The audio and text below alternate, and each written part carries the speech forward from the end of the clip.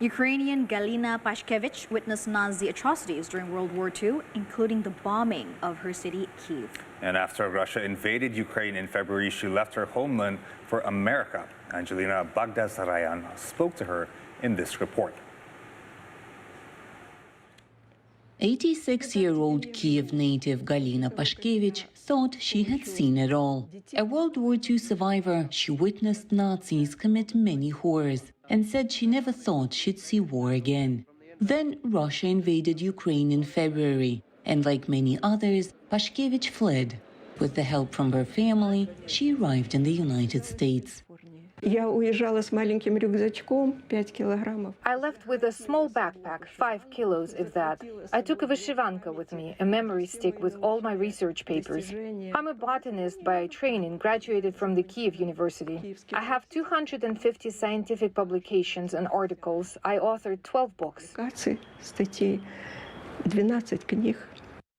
She was born in 1936. In the fall of 1941, the Nazis came into Kyiv.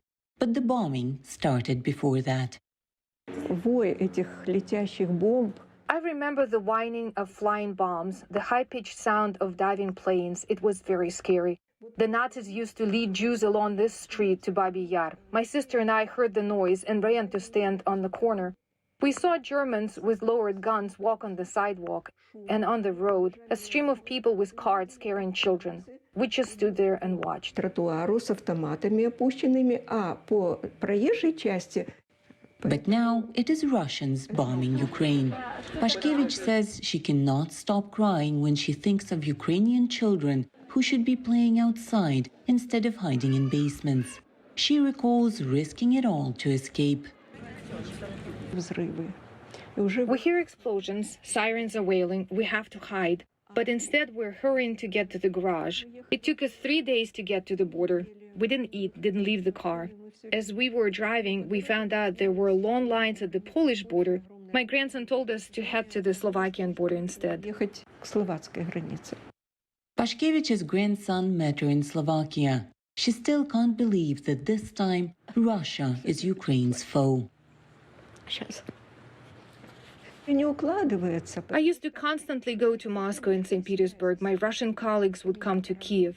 Trying to imagine these are our enemies, I can't fathom it. But when you see what they do, what they have done to our cities and villages, Irpin, Bucha.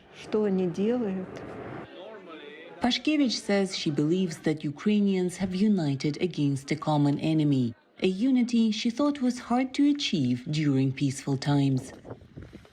We all believe in victory. We believe this horror will end, through hardships and losses, through suffering, but it will end. Ukraine has to remain free. And free to tell stories and bear witness to the horrors of two wars nearly 80 years apart.